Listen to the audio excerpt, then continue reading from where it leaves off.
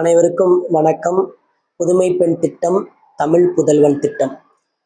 இந்தியாவே திரும்பி பார்க்கும் வகையில் உயர்கல்வியில் தமிழ்நாடு அரசு வியத்தகு முன்னேற்றத்தை நோக்கி பயணித்துக் கொண்டிருக்கிறது என்று சொன்னால் அதற்கு 50 ஆண்டுகளில் திராவிட முன்னேற்ற கழக ஆட்சி கல்வியில் செய்த வியத்தகு திட்டங்கள் தான் முதல் காரணம்.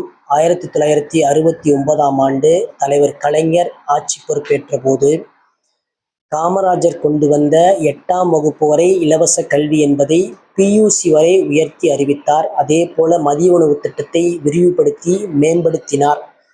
1989ஆம் ஆண்டு கிராமப்புற மாணவ மாணவிகளும் இலவசமாக பயணிக்கும் வகையில் அனைத்து மாணவர்களும் இலவச பஸ் பாஸ் திட்டத்தை அறிமுகப்படுத்தினார்.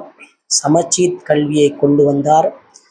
தமிழ்நாட்டில் இனி நுழைவுத் தேர்வே இல்லை என்று அரசாணை வெளியிட்டு கிராமப்புறங்களில் மாணவ மாணவிகள் பொறியியல் வல்லுநர்களாகவும் மருத்துவர்களாகவும் வருவதற்கு வழிவகை செய்தார்.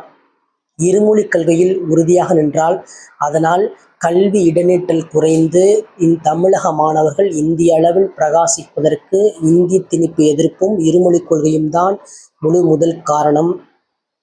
அதே போல தமிழ் வழி படித்தவர்களுக்கு இடஒதுக்கீடு முறையை கொண்டு வந்தார். கல்வித்துறையை இரண்டாக பிரித்து உயர்கல்வித்துறை என்ற ஒரு துறையையும் பள்ளி கல்வித்துறை என்ற துறையை ஏற்படுத்தி தனித்தனி அமைச்சகத்தை நியமித்து கல்வி வளர்ச்சிக்கு உறுதுணையாக இருந்தார். இதையெல்லாம் தலைவர் கலைஞர் ஆட்சியில் கொண்டு வரப்பட்ட புரட்சிகரமான திட்டங்கள். தற்பொழுது திராவிட மாடல் ஆட்சி ஏற்படுத்ததற்கு பிறகு தலைவர் தளபதி அவர்கள் தமிழ் புதல்வன், நான் முதல்வன், புதுமை பெண் திட்டம், இல்லந்தோறும் கல்வி திட்டம் ஆகிய காலை உணவு திட்டம் ஆகிய புரட்சிகரமான திட்டங்களை செயல்படுத்தி கொண்டிருக்கிற விளைவுதான் இந்திய அளவில் கல்வித்துறையில் நாம் வியத்தகு முன்னேற்றத்தை அடைந்து கொண்டிருக்கிறோம்.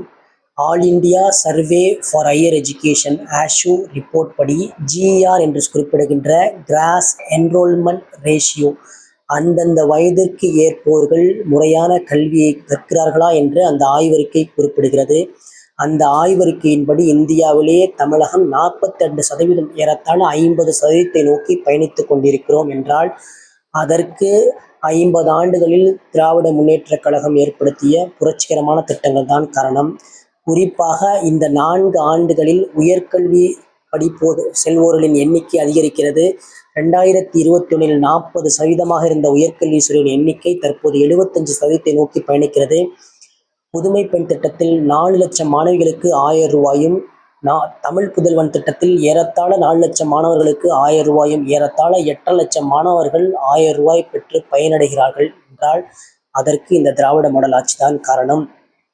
AICTE தலைவர் பேராசிரியர் TG சீதாராமன் அவர்கள் ஒரு கல்லூரி நிகழ்ச்சியில் கலந்து கொள்ள சென்னை வருகிறார். அந்த நிகழ்ச்சியில் அவர் பேசும்போது இந்திய அளவில் கல்வித்துறையில் அடைய வேண்டிய இலக்கை ஒரு மாநிலம் அதற்குள் எட்டிவிட்டது, அத்தகைய பெருமைமிகு மாநிலம் தமிழ்நாடு என்று குறிப்பிடுகிறார் என்றால் அதற்கு இந்த ஆட்சி கல்வித்துறையில் செய்த சீர்மிகு திட்டங்கள் தான் காரணம்.